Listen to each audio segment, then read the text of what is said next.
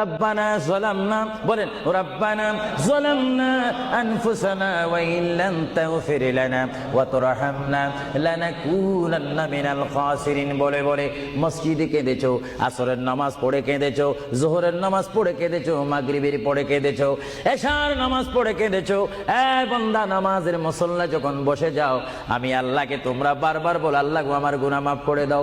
তারপরও আমি তোমাদের গুনাহ মাফ করে নেই। তারপরও তোমরা নিশি রাত্রে, মানুষ যখন ঘুমে যায়, তোমার বিবি যখন ঘুম যায়, তোমার ছেলে যখন ঘুম যায়, তুমি নিশি রাত্রে ঠান্ডা পানি দিয়ে ওযু বানিয়ে নামাজের মুসল্লায় বসে তুমি আবার যখন ডাক দাও, রব্বুল আলামিন, পৃথিবীর কোনো মানুষ আমার গুনাহ সম্পর্কে জানে না, তুমি আমার গুনাহ সম্পর্কে জানো।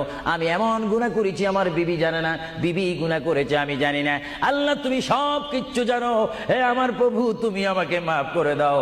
আমার আল্লাহ বলে, তারপরও যদি তোমাদেরকে আমি মাফ না করি, তারপরও বান্দা তোমরা আমার রহমতের দরজা থেকে ফিরে যাইও না।